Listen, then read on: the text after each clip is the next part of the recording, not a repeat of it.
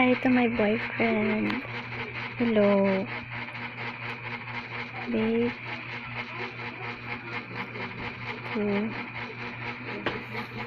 kakatapos ko lang maglaba. Tapos ko lang na magluto. Ayan. And then,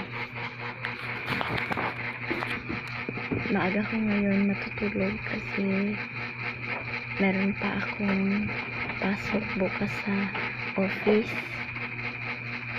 trabaho, tsaka kailangan ng trabaho kasi nga COVID crisis, walang pagkain.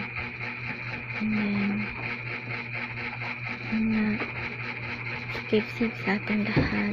Sana mag-ingat tayong lahat. Sana hindi tayo mawala ng pag-asa.